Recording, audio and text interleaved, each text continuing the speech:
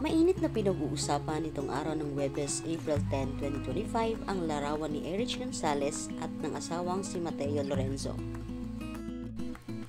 Sumulpot ito matapos hanapin ng fans si Erich sa kasal ng kaibigang si Claudia Barreto kay Baste Lorenzo na younger brother ni Mateo.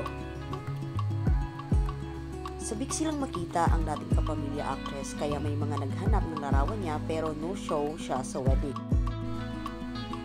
Tila nahalungkat ang isang larawan na ipinost noon pang June 28, 2023. Makikitang nakaputi pareho sina Erich at Mateo at malinaw na nasa loob ng simbahan. Kasama nila ang mga magulang ni Mateo na sina Martin Ignacio Lorenzo at Maria Lea de Leon, isang pare at isang bata. Pero ang nakapukaw sa atensyon ng netizens ay si Erich na may karga-kargang sanggol. Mabilis na kumalat ang larawan na nirepost ng chismis vlogs, entertainment sites at mga fans. Libo-libo na ang reaksyon sa mga repost at daan-daan na ang shares and comments.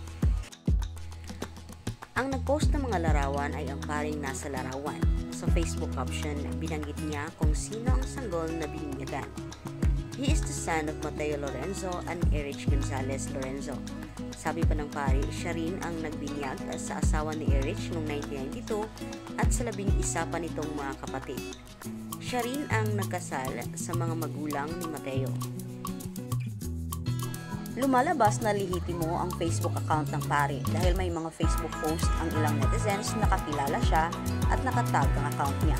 Pero bago mag 10 PM, ang public post niya ukol kay Erich ay hindi na makikita sa kanyang feed.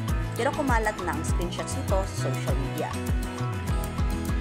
Si Erich ay ikinasal kay Mateo sa St. James the Great Parish sa Alabang, Muntinlupa noong March 23, 2022. Napaulat na 2017 nang magsimula ang kanilang pagkakaibigan. Sa sumunod na taon, pinag-usapan ang estado ng kanilang relasyon nang kumalat sa social media ang travel photo ng aktres kasama si Mateo. Binanggit noon ni Erich sa isang interview na ang larawang iyon ay kuha sa Japan kung saan nagkaroon ng art exhibit ang kanyang kapatid na painter at nakabase sa Japan.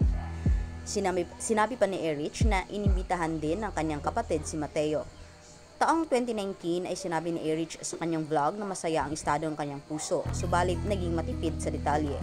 Ang sabi lang niya noon, I don't wanna ruin it, so sa akin na lang yun. Gayunpaman, may mga lumabas siyang ilang larawang kasama si Mateo.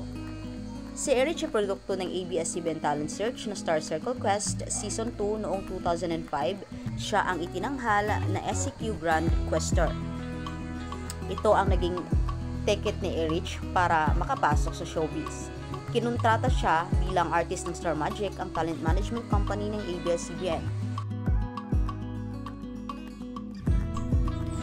Thank you for watching. Manatiling updated, i-click ang subscribe button at notification bell.